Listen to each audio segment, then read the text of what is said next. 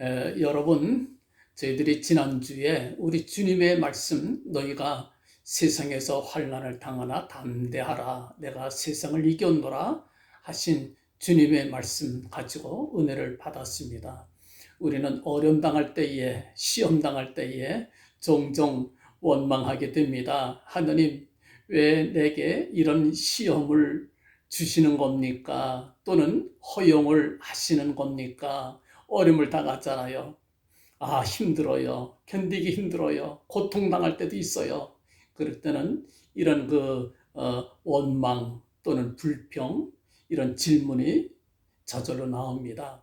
여러분들, 하나님께서는 우리가 고통당하는 것을 즐기시나요? 아니지요. 우리가 이 고통당하고 어려움 당하고 또 여러 가지 환난을 당하는 거 하나님께서 절대 기뻐하지 않아요.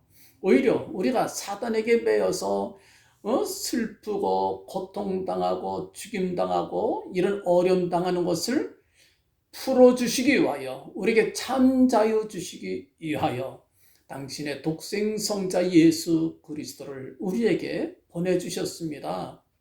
또 주님께서는 우리를 참으로 행복하게 만들기 위하여 영원한 기쁨과 즐거움의 사람 만들기 위하여 주님께서 친히 십자가의 형벌을 당해 주셨던 것을 저희들이 믿습니다. 언젠가 주님께서 이 땅에 재림하실 때에 하나님의 나라 이루어지게 될 거예요. 그때는 다시는 눈물이 없고 다시는 고통도 없고 사망도 없는 영원한 나라, 행복한 나라 우리에게 주실 줄로 그렇게 믿습니다. 그러면은 주님 재림 전에 지금은 왜 우리에게 이런 어려움을 허용하시느냐, 그런 이야기입니다. 어려움 당할 때 많지요. 여러분들 얼마나 힘들어요. 얼마나 힘들어요. 그래서 우리가 원망하지 않아요. 우리가 지난주에 살펴본 것은 무엇입니까? 하나님의 깊은 은혜가 있었다. 어떤 뜻이 있었습니까?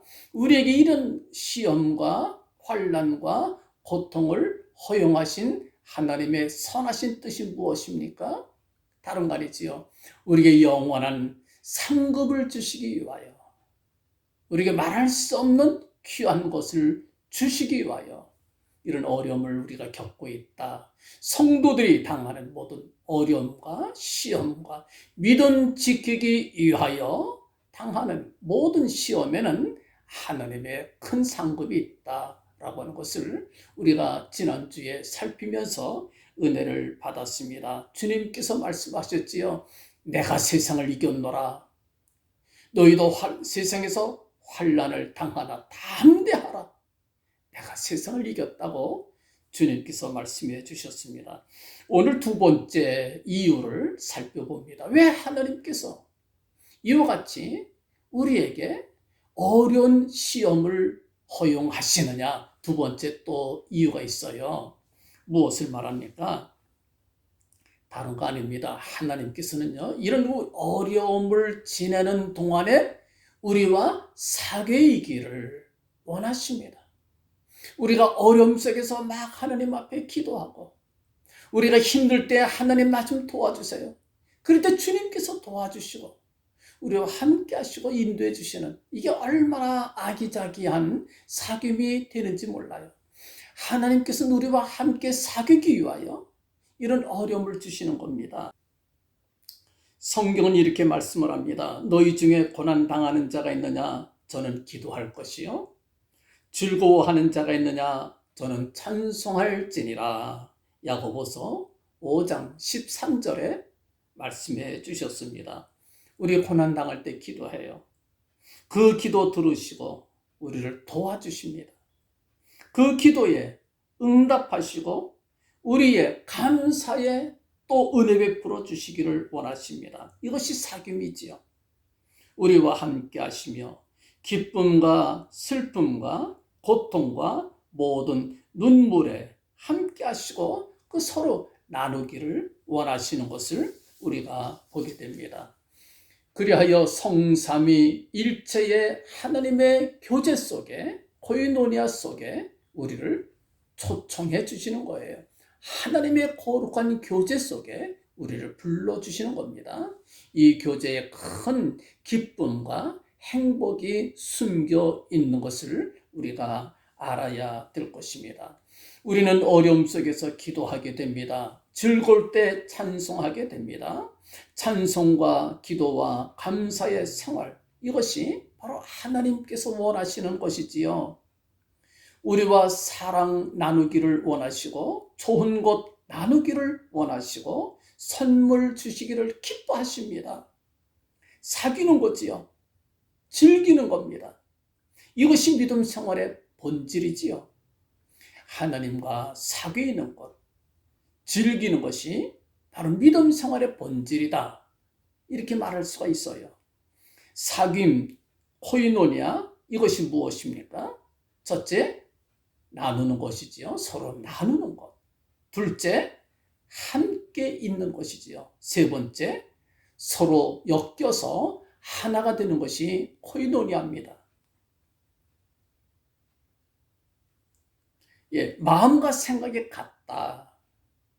같다 할 때에 우리 사람은 행복감을 느낄 수 있어요. 마음이 같고 생각이 같은 사람을 만나보세요. 마음이 좋잖아요. 즐겁잖아요. 행복하잖아요. 예.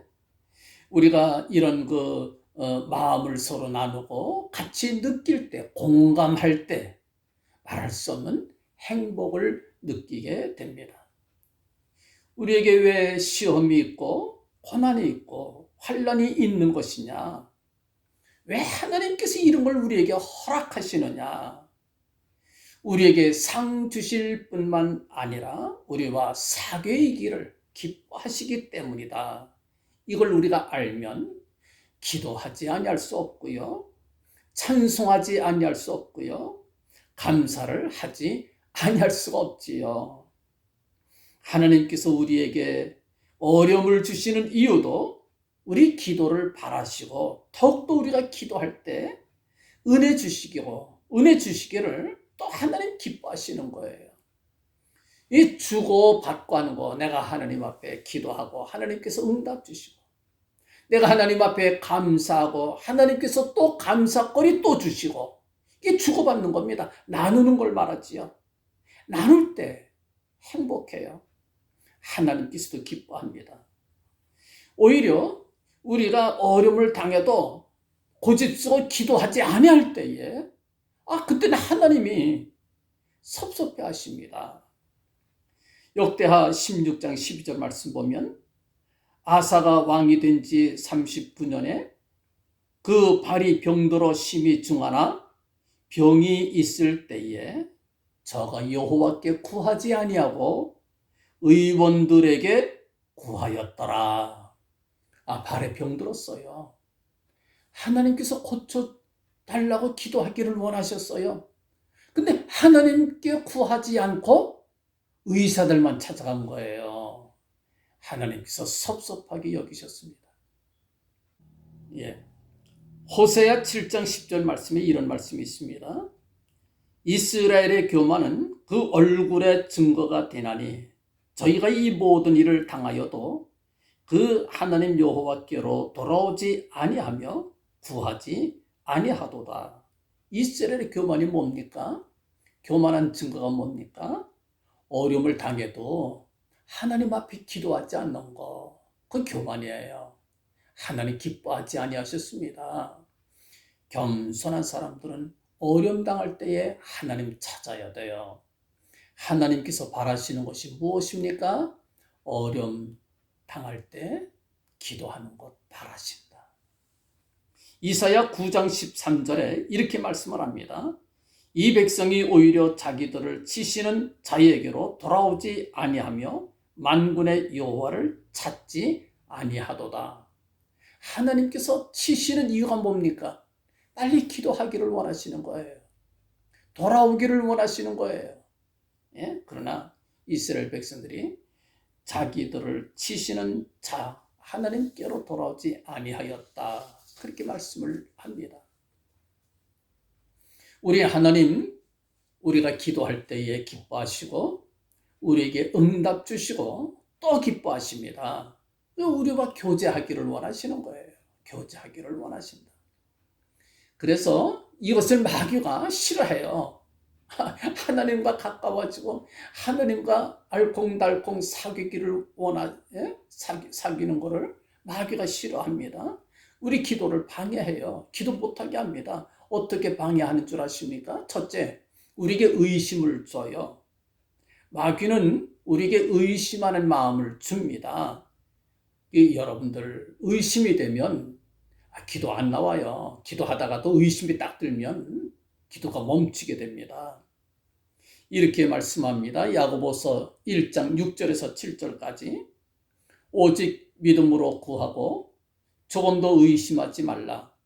의심하는 자는 마치 바람에 밀려 요동하는 바다 물결 같더니 이런 사람들은 무엇이든지 주께 얻기를 생각하지 말라. 그렇게 말씀해 주셨어요. 또 마귀가 또 방해하는 두 번째 방법은 뭡니까? 우리에게 욕심을 집어넣어줘요. 욕심. 이 욕심을 가지고 기도하면 안 돼요. 야고보서 4장 2절과 3절에서 이렇게 말씀을 합니다. 너희가 얻지 못하면 구하지 아니하며. 우리가 왜 얻지를 못하느냐? 기도 안 했기 때문에 그래요. 구하여도 받지 못하면 정욕으로 쓰려고 잘못 구함이니라. 정욕으로 쓰려고, 잘못 구했다. 욕심으로 기도하고, 정욕으로 구할 때는 하나님 안 들어주신다라고 하는 것을 우리가 보게 됩니다. 우리는 흔히 기도할 때, 기도를 해서 무언가 하나님께로부터 얻어내기를 기대합니다. 그렇잖아요? 기도하면서 바라는 게 뭡니까? 무언가 얻어내기를 바라서 기도하지요. 이 기도해서 정말 내게 소용이 있느냐? 그 얘기입니다. 소용이 있으면 기도하고 소용이 없으면 기도 안 하는 거예요. 내가 드리는 기도에 응답이 있느냐? 기도하고요. 응답이 없느냐? 그럼 기도 안 해요. 이게 우리의 마음이에요. 결과가 있느냐 없느냐 이런 걸 우리가 따져가면서 기도를 합니다. 여러분들 그렇잖아요. 기도해도 소용이 없다. 그러면 그 다음부터 기도할 마음이 생겨요? 안 생겨요? 기도 그치게 되지요. 여러분들 이게 우리 마음인데 이걸 가리켜서 실용주의라 이렇게 말합니다. 실용주의예요. 내게 소용이 되면 기도하고 내게 소용이 없으면 기도 안 하고 실용주의적인 기도입니다. 소용이 없다 그러면 일찌감치 기도 포기하지요. 실용주의가 다 나쁜 거라고는 말할 수 없어요. 실용주의 좋은 거예요. 우리가 하나님 앞에 기도할 때 무언가 바라면서 기도하지 않겠어요? 당연한 겁니다. 실용주의가 나쁜 건 아니지만 그럼에도 실용주의에만 딱 매이게 되면 기도에 한계가 있어요. 어느 정도 기도하고 더 이상 기도를 못하게 됩니다. 이걸 벗어나야 돼요. 실용주의를 벗어나야 됩니다. 극복해야 된다. 우리가 이걸 누구한테 배우는 거 아니? 다윗에게서 배울 수 있어요. 다윗을 통해서 이걸 배울 수 있습니다. 다윗이 어떻게 기도했느냐? 다윗의 기도는 물론 실용주의적인 기도도 있지만 그거를 극복하는, 그걸 뛰어넘는 기도를 했던 걸 우리가 봅니다. 여러분들 다윗의 아들이 병이 들었어요. 우리아의 아내 밧세바와 그 범죄하고 낳은 아들이었어요. 그래서 나단 선지자가 다윗을 책망하면서 아주 분명히 이렇게 말했습니다. 당신의 낳은 아이가 정령 죽으리이다. 사무엘하 12장 14절에 나단 선지자가 얘기했어요. 당신의 아이가 정령 무슨 말입니까? 반드시 죽으리라. 그렇게 말했어요. 그리고 15절 그 다음 절 보면요. 여호와께서 그 아이를 치셨어요. 하나님이 치신 거예요. 예, 이걸 다윗도 알고 있어요. 하나님께서 치신 것을 말입니다. 그런데 다윗은 그 병든 아이를 위하여 금식하며 철야하며 기도했어요. 예, 사무엘하 12장 16절과 17절에 이렇게 말씀을 합니다. 다윗이 그 아이를 위하여 하나님께 간구하되 금식하고 안에 들어가서 밤새도록 땅에 엎드려 그 집에 땅에 엎드렸으니 그 집에 늙은 자들이 곁에 이르러 다윗을 일으키려 하되 왕이 듣지 아니하고 저희로 더불어 먹지도 아니하더라 그랬습니다. 예, 다윗이 이렇게 기도했어요. 금식하며 기도하는 거예요. 예, 밤새 땅에 엎드려서 기도합니다. 신하들이 말려도 듣지 않아요. 예, 결과가 어떻게 됐습니까? 그 아이 죽었겠어요? 살았겠어요? 죽었지요. 죽었어요. 나단 선지자가 얘기한 대로 죽은 겁니다. 그러면 여러분들 생각해 보세요. 다윗이 아들 죽을 걸 모르고 기도했을까요?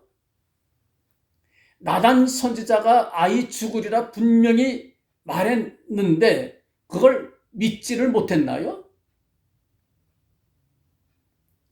하나님 치신 걸 몰랐을까요? 아닙니다. 그렇다면 왜 다윗이 이런 쓸모없는 기도를 했을까요? 왜 이런 소용도 없는 기도를 했을까요? 이런 무모한 기도지요. 하나만 한 기도를 왜 다윗이 했을까? 쓸데없는 기도. 여러분들, 신하들의 질문 속에 다윗이 대답을 합니다. 그 대답 속에 우리가 무척 궁금하게 여기는 놀라운 해답이 들어있어요. 18절에 이렇게 말씀을 합니다. 이래 만에 그 아이가 죽으니라. 그러나 다윗의 신복들이 아이의 죽은 것을 왕에게 고하기를 두려워하니 이는 저희가 말하기를 아이가 살았을 때에 우리가 말하여도 왕이 그 말을 듣지 아니하셨나니 어떻게 그 아이의 죽은 것을 고할 수 있으랴. 왕이 회상하리로다 함이라. 왕이 너무 괴로워할까 봐 신하들이 죽었다는 얘기를 못합니다. 19절에 다윗이 그 신복들의 서로 수군거리는 것을 보고 그 아이가 죽은 줄을 깨닫고 그 신복들에게 묻되 아이가 죽었느냐 대답하되 죽었나이다. 20절에 다윗이 땅에서 일어나 몸을 씻고 기름을 바르고 의복을 갈아입고 여호와의 전에 들어가서 경배하고 궁으로 돌아와서 명하여 음식을 그 앞에 베풀게 하고 먹은지라. 예, 죽었다 그러니까 벌떡 일어나서 몸 목욕하고요, 깨끗하게 하고 그 다음에 하나님의 거룩한 성전에 가서 감사기도 드리고 나와가지고 음식을 맛있게 먹는 거예요. 죽었다 그러는데. 그러니까 신하들이 황당해서 질문합니다.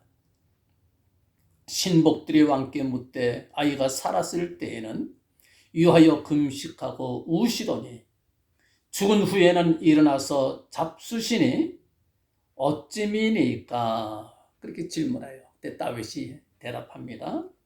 가로되 아이가 살았을 때에 내가 금식하고 운 것은 혹시 여호와께서 나를 불쌍히 여기사 아이를 살려주실는지 누가 알까 생각하며니와 시방은 죽었으니 어찌 금식하랴? 내가 다시 돌아오게 할 수 있느냐? 나는 저에게로 가려니와 저는 내게로 돌아오지 아니하리라. 다윗의 대답입니다. 다윗의 기도의 동기를 우리가 본문에서 22절에서 읽을 수 있어요. 무엇입니까? 혹시 여호와께서 나를 불쌍히 여기사. 불쌍히 여기다. 응? 바로 이것이지요. 다윗의 기도는 아이를 살려달라라고 하는 그 기도이면서 동시에 여호와께서 자신을 불쌍히 여겨주시기를 기대하고 기도하는 거예요. 하나님 나를 불쌍히 여겨주십시오. 예? 다윗의 기도는 소용만 놓고 따지면 소용없는 기도였지만, 쓸모없는 기도였지만, 그러나 다윗의 기도의 동기는 목적을 이루는 데만 있는 것이 아니고요. 또 다른 동기가 있었어요. 그것이 무엇입니까? 하나님과 관계 잘 맺는 거. 하나님과 관계 잘 맺는 거. 하나님께 불쌍히 여김을 받는 거. 하나님의 사랑을 받는 거. 이게 목적이에요, 이게. 여러분들, 우리 기도의 목적도 그래야 됩니다. 우리의 기도도 역시. 우리는 뭘 얻어야만 그게 기도의 목적인 줄 아는데, 그것만이 아니에요. 물론 그것도 있지요. 그것도 있지요. 그거 무시하면 안 됩니다. 예. 우리가 기도하는 것, 하나님께서 응답 주시는 것도 있어요. 그러나 우리가 얻지 못하더라도 더 중요한 건 무엇입니까? 하나님과 관계 맺는 거. 마음을 같이 나누고, 슬픔을 같이 나누고, 생각을 같이 나누고, 뜻을 같이 나누는 것. 이게 더 중요한 거예요. 이게 관계 맺는 겁니다. 이게 사귀는 거예요.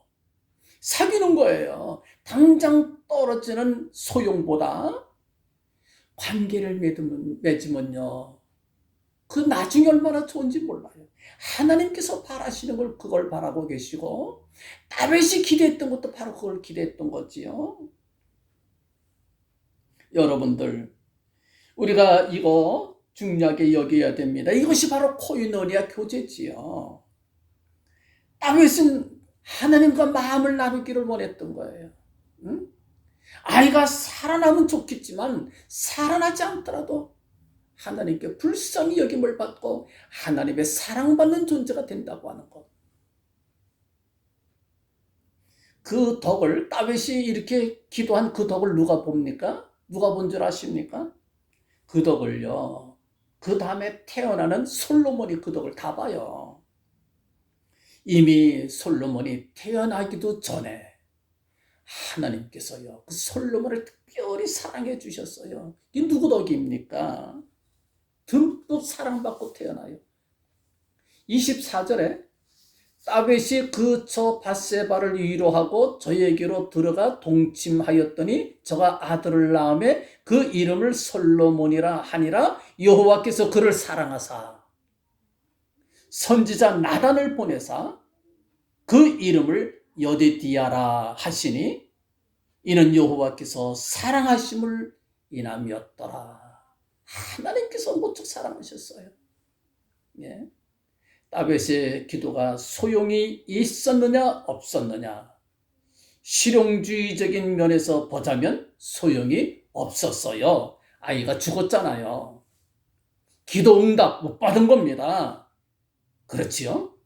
그러나 코이노니아, 사귐의 측면에서 보자면 정말 다윗이 기도 잘한 거예요, 여러분들. 소용이 없는 것이 아닙니다. 정말 소용이 있었어요. 정말 필요한 기도였어요. 헛기도가 아니었다 그 말입니다. 솔로몬이 얼마나 하나님의 사랑을 독차지했는지 몰라요. 누구 덕입니까? 그 아비 다윗의 덕이 아니었겠어요? 기도의 중요한 기능은 하나님으로부터 무언가를 얻어내는 것에만 있는 것이 아니다. 이걸 알아야 됩니다. 그러니까 여러분들, 우리 실용주의적인 생각만 하지 마세요. 그게 나쁜 건 아닙니다. 예? 물론 얻는 것도 있지만 얻는 것을 뛰어넘어서 하나님과 관계 맺는 거에 초점을 두세요. 하나님과 사귀는 데 초점을 두세요. 하나님께서 진정 바라시는 것은 우리와 코이노니아 하기를 바라시거든요. 마음을 같이 나누기를 바라시거든요. 좋은 것을 나누고 싶어 하십니다. 우리가 힘들 때, 우리가 고난당할 때, 우리가 고통당할 때 함께 있고 싶어 해요. 우리가 불러줘야 돼요. 하나님, 나와 함께 해주세요. 하나님, 나 도와주세요. 하나님, 이것 주세요. 저것 주세요. 이렇게 해서 감사해요. 저렇게 해서 감사해요. 하나님, 나와 함께 해주셔서 감사해요. 그리고 찬송 부르고 감사하고. 여러분들, 하나님께서 우리의 마음을 위로하시고 격려해 주시는 것, 하나님께서 바라시는 거예요. 이렇게 주고받는 것, 나누는 것을 원하시잖아요. 이게 코이노니 아닙니까? 내가 그래서 주님 안에 있고 주님께서 내 안에 계시는 것. 예. 이런 아름다운 사귐, 이런 행복한 교제, 하나님께서 바라시는 것은 바로 이걸 바라신다라고 하는 것을 기억해 두시기 바랍니다. 하나님께서 왜 내게 이런 시련을 주시느냐? 불평하기 전에 먼저 기도해요. 하나님 기뻐하시는 걸 해요. 하나님 왜 내게만 이런 고통을 주십니까? 하나님 원망하기 전에, 불평하기 전에 하나님 내게 나와 사귀기를 원하시는구나 깨닫고 기도해요. 감사해요. 찬송해요. 하나님께서 주시는 위로, 하나님께서 주시는 기쁨, 우리가 이걸 얻어야 되는 거 아니겠어요? 이게 믿음 생활 진심으로 하는 거지요. 하나님께서 이걸 얼마나 기뻐하시는지 몰라요. 여러분들, 그 진심을 우리 어디서 볼 수 있느냐? 성경 전체에서 볼 수 있는데 특별히 레위기서에서 읽을 수가 있어요. 제가 다음 달 첫 주에 이 제목 가지고 설교할 것입니다. 5가지 제사를 우리에게 알려주시는데 그 5가지 제사 속에는 우리가 관계 잘 맺는 비결을 우리에게 가르쳐주고 있습니다. 하나님의 진정한 뜻이 담겨 있어요. 이 내용은 다음 설교 3월 첫째 주에 설교하도록 그렇게 하겠습니다. 하나님의 놀라운 은혜가 여러분들 시험당하고 고통당하고 어려움당할 때에 낭망하지 않고 기도하는 여러분들에게 하나님의 큰 은혜와 큰 사랑과 놀라운 사귐, 말할 수 없는 행복과 기쁨이 넘쳐나시기를 주님 이름으로 간절히 축원합니다. 아멘.